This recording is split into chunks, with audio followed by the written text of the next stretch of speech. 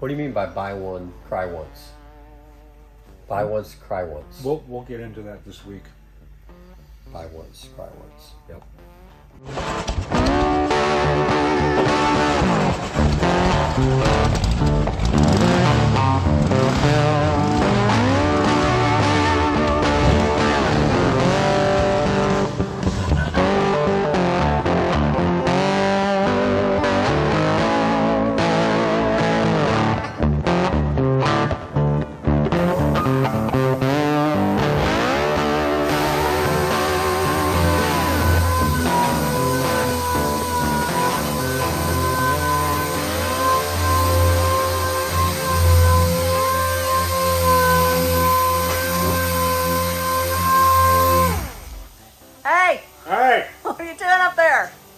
Sanding. Of course you're sanding. What else am I doing? No, I'm wiping.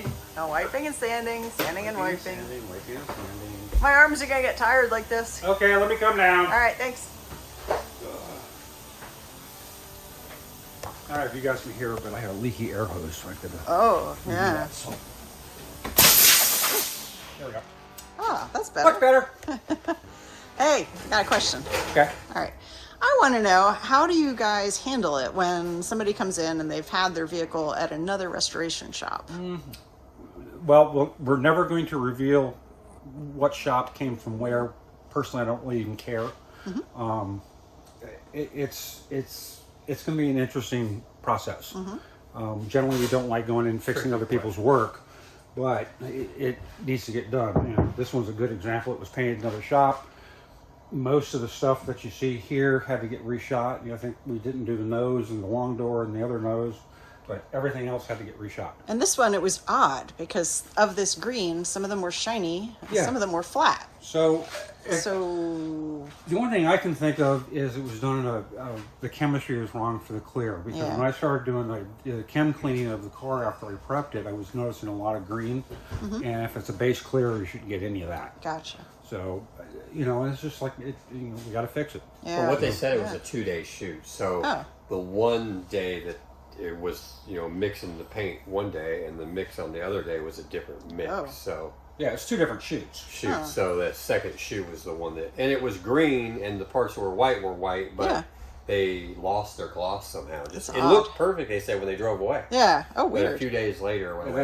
And then there was rust coming in from the roof, which we had to repair all that. So I guess the answer, and we'll look at another car here, like he said, that's one we have to fix that. But it looks simple at first, which this did too, and then he realized that there's a little more involved in it than originally thought, and we don't know that until we get into it. So he cut into the paint by sanding down to get the junk off there, and then especially like on the roof, we found out when we started on there that there's actually stuff happening underneath the paint.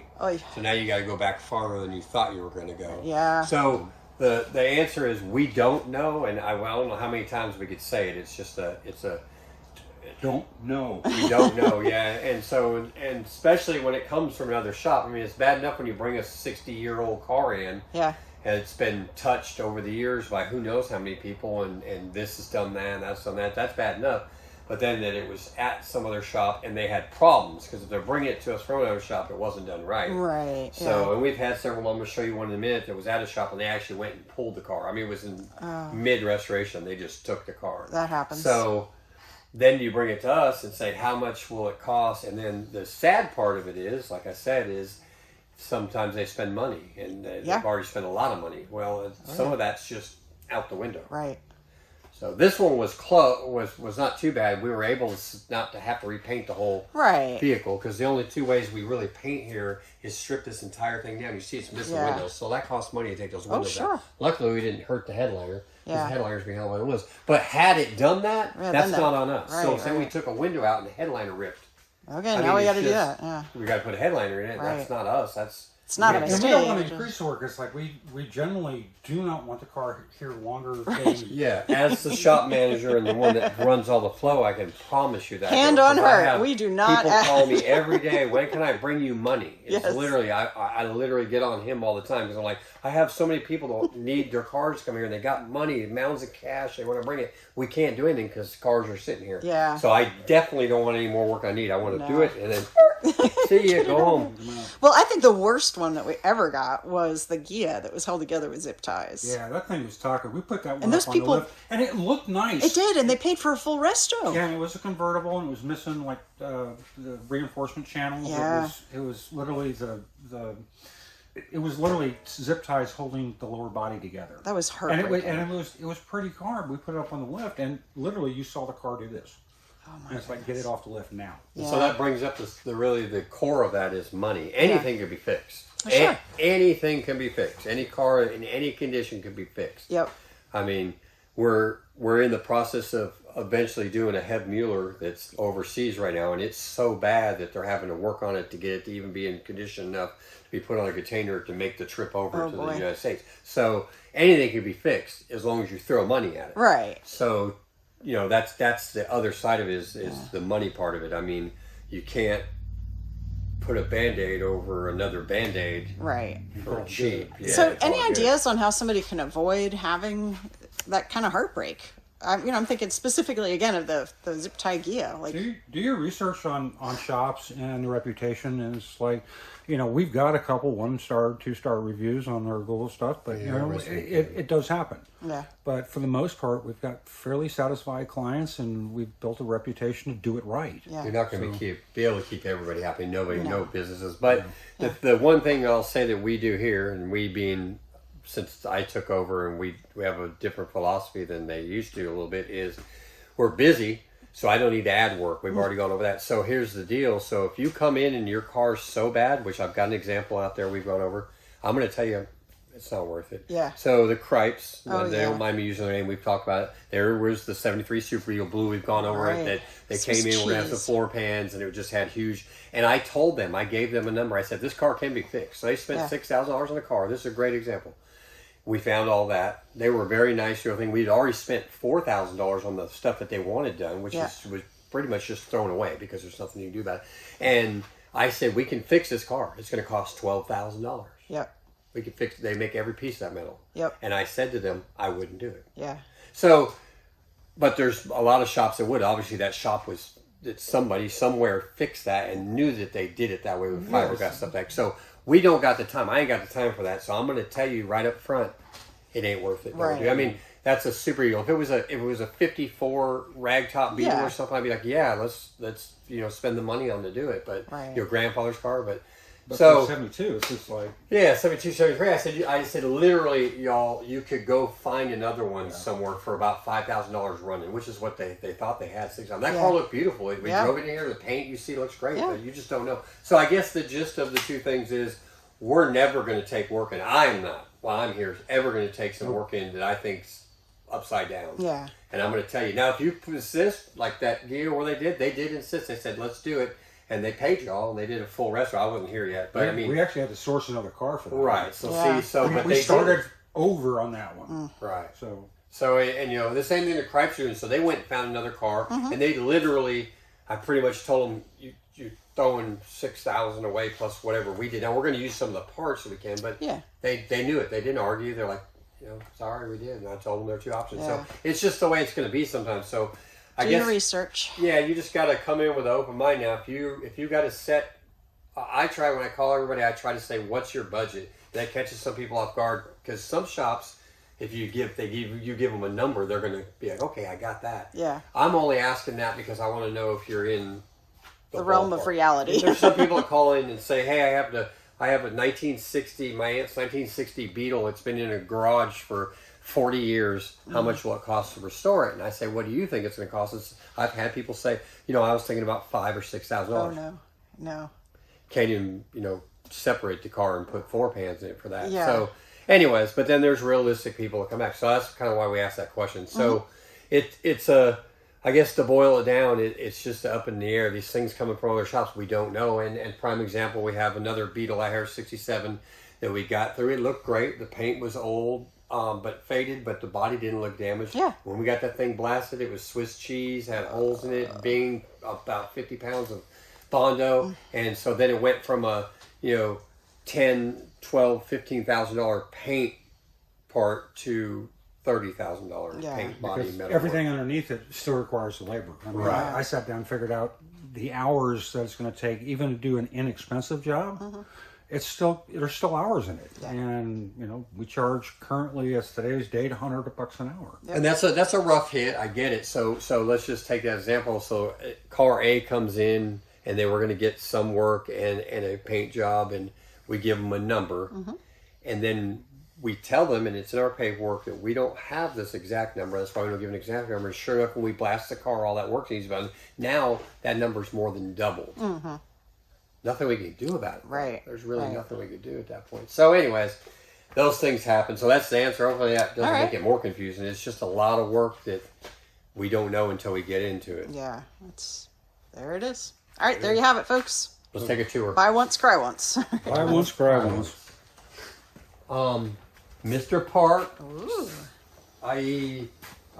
Junior Park, Little Miss Park's car. Her birthday is next month. We're going to have this going on. We're just doing some final tune on the engine. It's all done. We got to do a final clean on her, but it's getting ready to go home. Great. I think next week we're going Nice. to have him go. So it's literally, I've been driving around, test driving it. It's driving great. We just have to do a little fine tune on it because we switched the car over from fuel injection to carburation. A lot of little tuning we got to do on it. But anyways, that one's about to go to the house.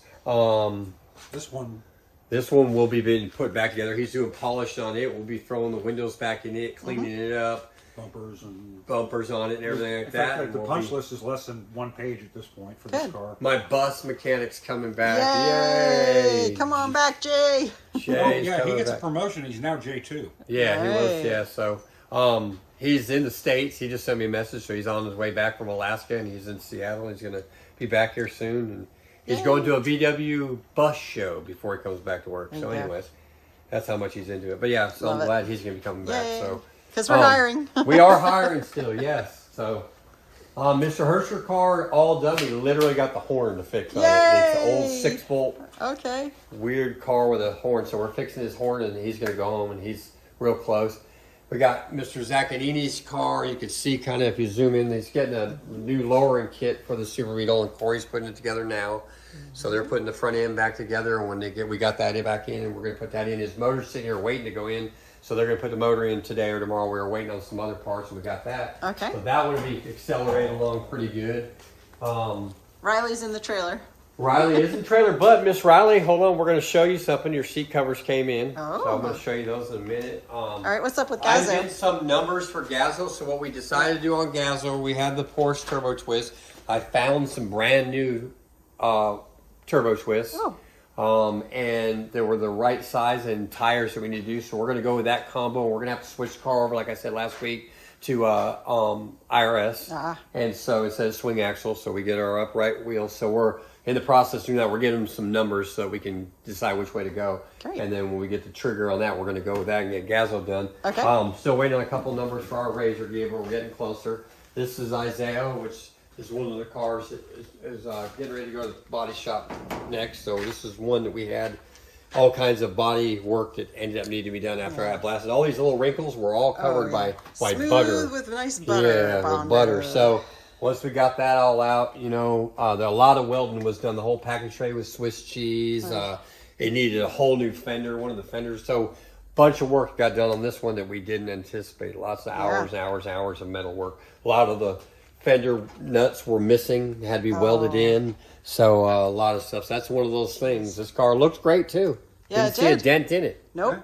So The magic of we knew there was Bondo. a little bit of filler, but we didn't realize how much filler. yeah, so it got to that. Out here, I did get an update on Miss Boggan's body, which is out at our secondary paint shop, subcontractor, and it's done. They sent me a picture, and we're waiting for a window of absolutely no rain to bring it back. So. We're going to bring it back and throw it on top of here and get that car going there. Yeah.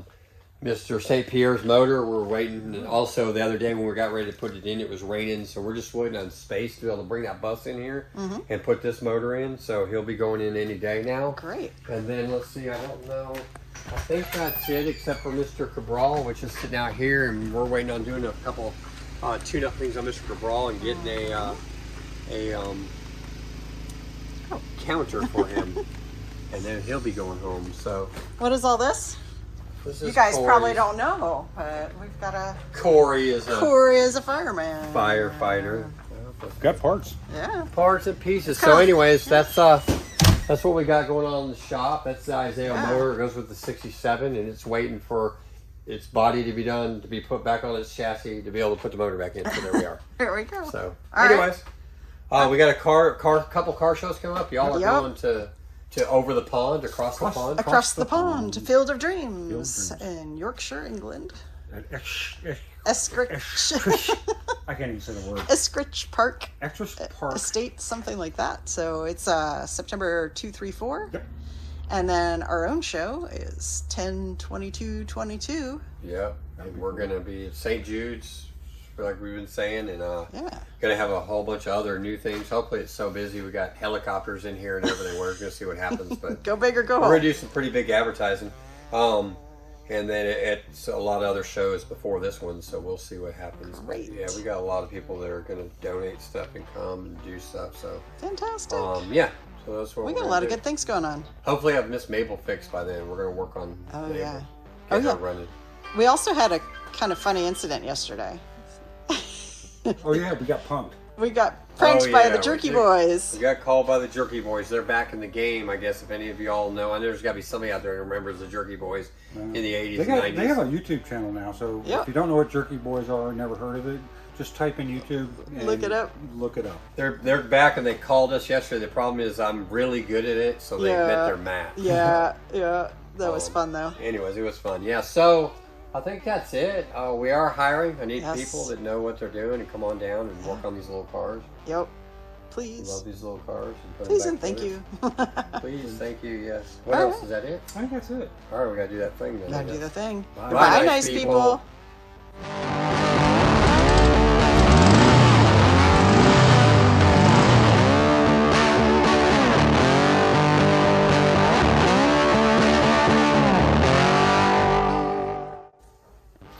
All right, here you go, Miss Riley. Here they are. They came in fresh out of the box. There they are. That's pretty. And the foam's underneath there and everything, so it'll be all brand new stuff. We're fixing to put them together and put them in the car.